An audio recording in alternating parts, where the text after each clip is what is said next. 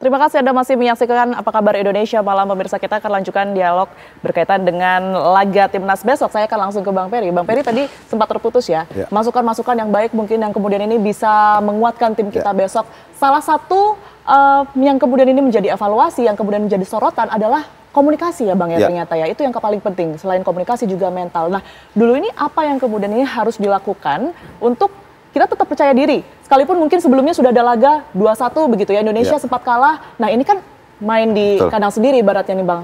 Apa yang bisa dilakukan? Ya kalau secara statistik ya, kalau kita lihat pertemuan Indonesia dengan Cina ini perbedaannya sangat jauh ya. Gitu. Dalam 22 kali pertemuan di pertandingan internasional, Cina ini bisa memenangkan 15 kali pertandingan menang lawan Indonesia. Sedangkan Indonesia sendiri hanya 3 kali memenangkan pertandingan, sisanya 4 itu draw gitu loh. Jadi saya berharap ini harus bisa menjaga asa anak-anak ini, anak-anak Garuda kita ini. Apalagi kemarin kita main di kandang Cina, kita kalah 2-1. Saya rasa ini juga beban juga buat kita ya, buat timnas ya, beban. Pemain ya. Ya, ini beban yang berat karena apa? Kita besok ini harus bermain dengan Jepang. Harga mati ya, 3 poin ya, 3 poin. Kalau kita main draw udah selesai ya. Jadi beban ini jangan terlalu dipikirkan, yang penting bagaimana kita mengangkat motivasi para pemain ini, itu tergantung dari head coach-nya sendiri, Clifford.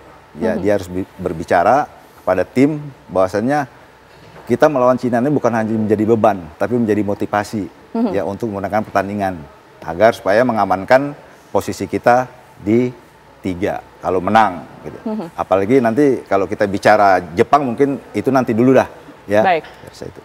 Baik, ini kita juga sambil tampilkan ya Bang, yang tadi sudah dijelaskan oleh Bang Peri, grafis berkaitan dengan pertemuan head to head Cina versus Indonesia ini. Nah ini dia, kita munculkan head to head Timnas Indonesia versus Cina dari tahun 2001 ya Bang ya? Iya. Ini mungkin bisa sekaligus dikomentari Bang, 2001 sampai 2024. Ya, saya rasa terakhir kemarin kita kalah pertemuan terakhir itu lawan Cina itu kemarin di kandang sendiri ya, 2-1. Saya rasa kalau menurut saya kemarin sebenarnya tidak harus kalah. Karena apa? Pikiran saya, tim waktu lawan Bahrain itu kan sangat bagus sekali Bang ya, komposisi Bang ya. Itu begitu lawan Cina, kita ada perubahan strategi oleh coach sebelumnya ya. Kita nggak mau sebutin namanya coach sebelumnya. Ada perubahan strategi, beberapa pemain itu diganti. Jadi ini sangat bermasalah. Pikiran saya itu kemarin kenapa pemain waktu lawan Bahrain itu sangat bagus banget, kenapa ini harus diganti? Disitulah permasalahannya gitu. Seharusnya kita mendapat 3 poin, akhirnya kita tidak bawa poin gitu. Jadi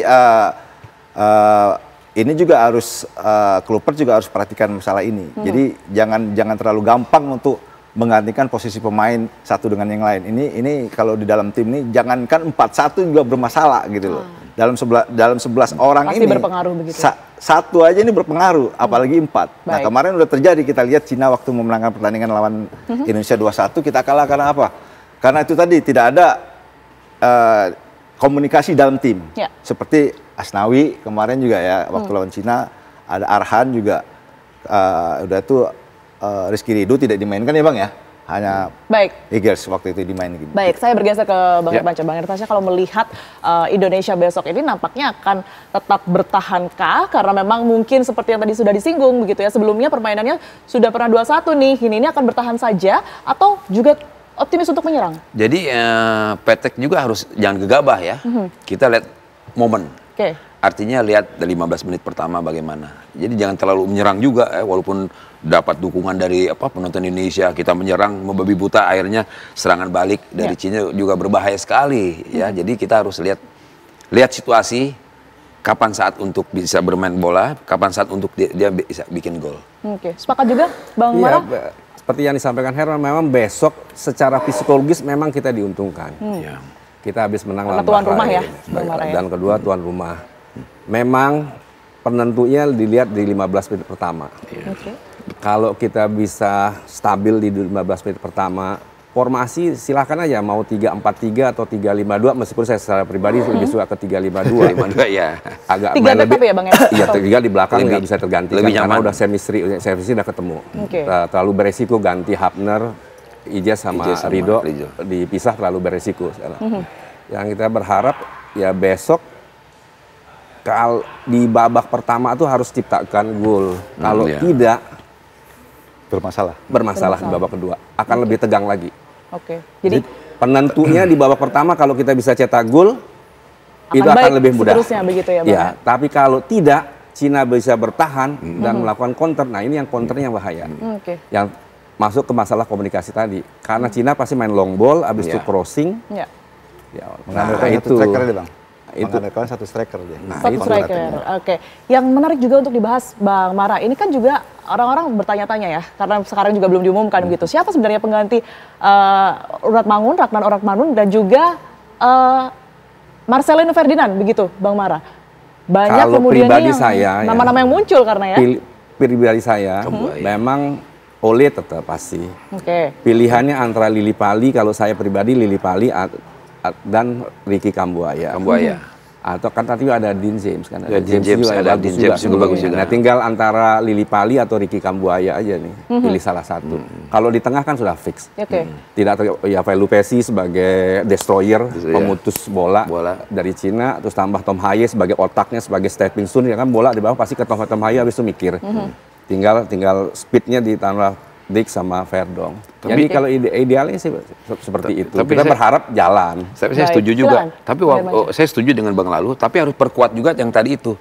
Kiper Emil dengan 3 belakang kita. Rizky Ridho, Injes sama Hapner.